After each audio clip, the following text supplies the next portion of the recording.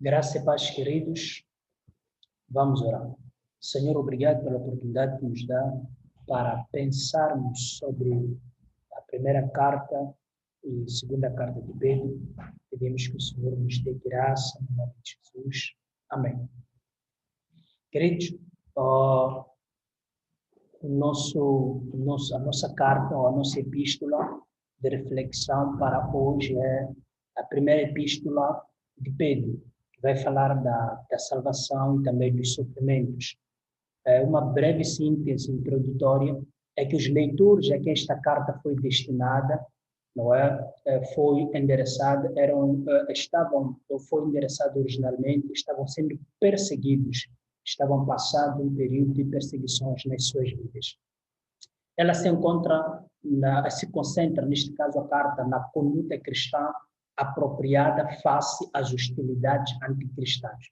Quer dizer, diante de hostilidades, diante de oposição anticristã ou oposições anticristãs, há uma conduta que Pedro advoga ou que defende que os cristãos devem ter. Bem como também no dom compensador da salvação, a qual vai atingir o seu estágio culminante no futuro. O tema desta carta é a salvação e a conduta dos crentes que sofrem. Qual é a autoria? Quem será o autor desta carta? Quem seria o autor desta carta?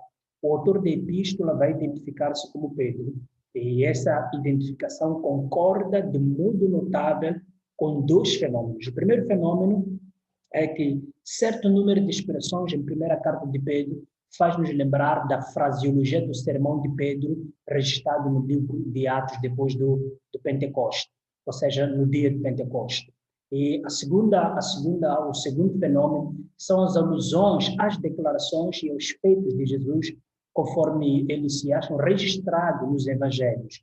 Procedem de situações nas quais Pedro desempenhou um papel especial ou nas quais ele tinha um interesse especial.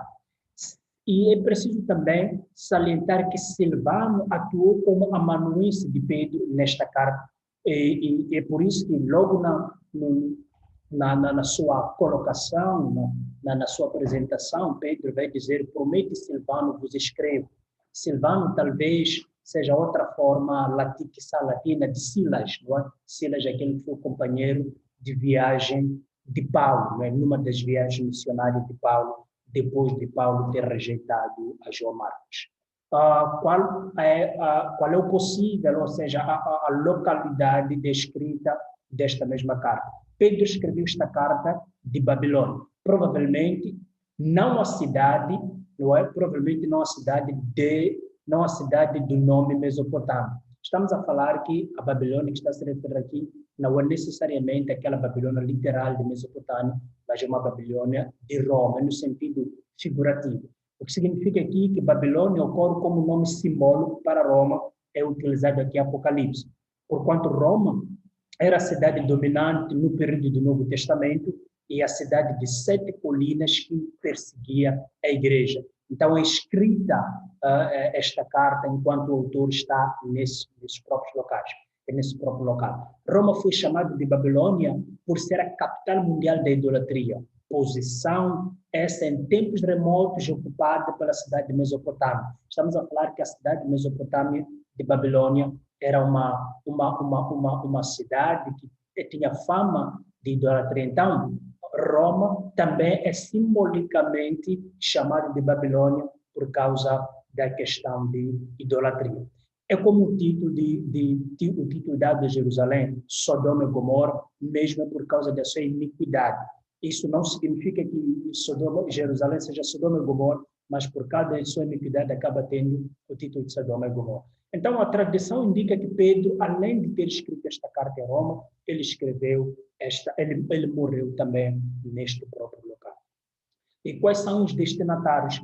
As frases eleitos que são forasteiros da dispersão, dispersos no meio dos gentios, e gentios como terceiro grupo, à primeira vista parece implicar que os destinatários originais da epístola eram cristãos e judeus.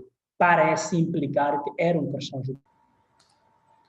Como estava a dizer, não é que à primeira vista parece que os destinatários da carta eram cristãos judeus. Porém, as alusões ao seu pecado de idolatria anterior à sua conversão, aos judeus do Novo Testamento, ou seja, os judeus do Novo Testamento não praticavam a idolatria, porque até já tinham sido advertidos há muito tempo, e foi por conta da idolatria que esses judeus foram ao cativeiro babilônico. Estamos a falar do Reino do Norte e também o Reino do Sul.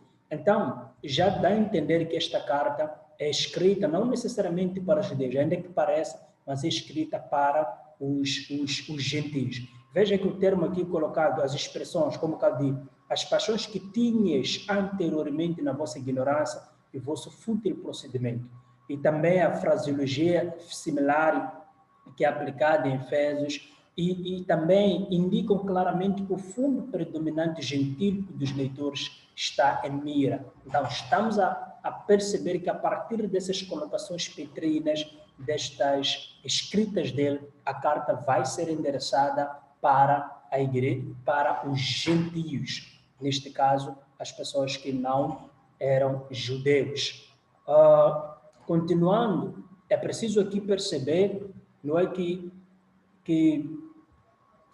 essa conclusão é confirmada por 1 Carta de Pedro 2,10, que diz: vós sim que antes não erais povo, não é? Vós que antes não eram povo. E isso dificilmente poderia ser aplicado aos judeus. Dizer judeus que não erais povo, mas agora sois povo de Deus. Judeus, estamos a falar que era uma nação que tinha pacto com Deus, uma nação que Deus elegeu para que por intermédio dele se anunciasse as boas novas, ou seja, fossem os transmissores da luz, do brilho, da luz de Cristo para outras nações.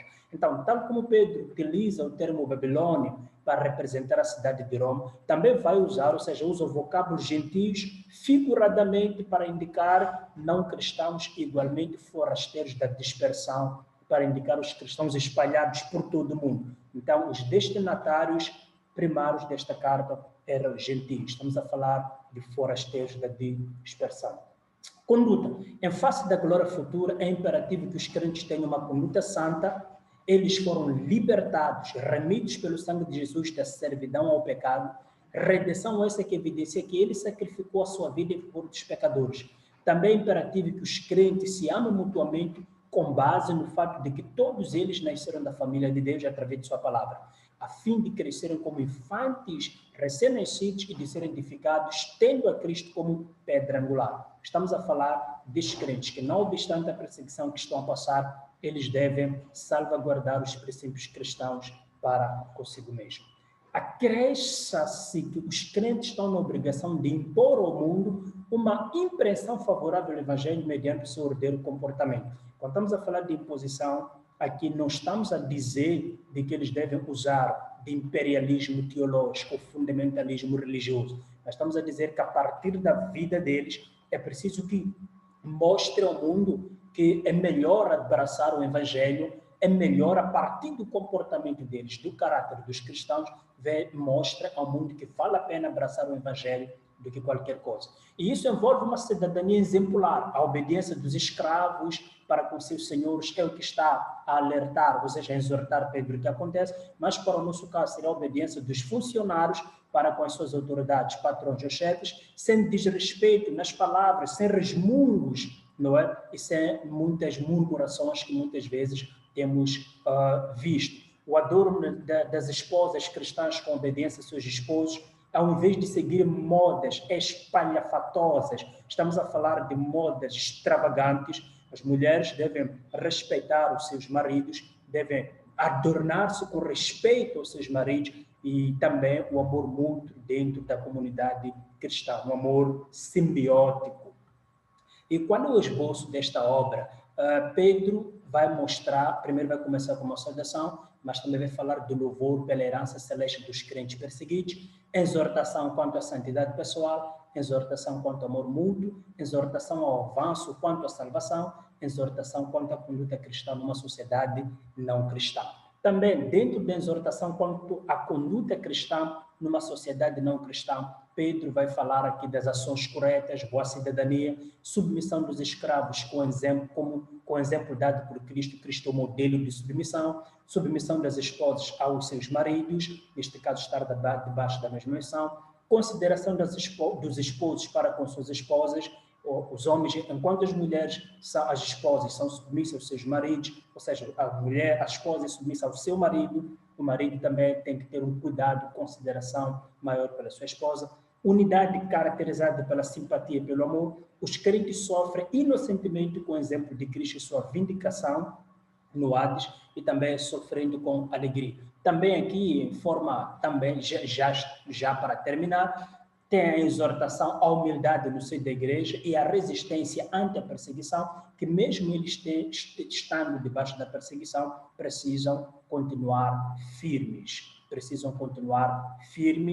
abraçando o Evangelho, abraçando a causa de Cristo. E a conclusão é a função de Silvano como amanuense, saudações de bênção final. Estamos a falar de Silvano como quem escreve esta obra, neste caso, um autor não necessariamente primário, mas secundário, a mão de Pedro, ou seja, Pedro tem Silvano como seu secretário. O autor desta obra é o próprio Pedro, mas com Silvano como seu amanuense. Queridos, vamos orar e nos encontramos na segunda epístola de Pedro. Senhor, obrigado pela oportunidade que nos deu para estarmos a refletir sobre a primeira carta de Pedro. Pedimos que o Senhor nos abençoe e use o exemplo dos cristãos que Pedro estava a lhes exortar para persistir na perseguição e ensine a cada um de nós, através dessas vidas, desses exemplos, dessas cartas, a persistir, a permanecer, a abraçar o Senhor face à perseguição, no nome de Jesus. Amém.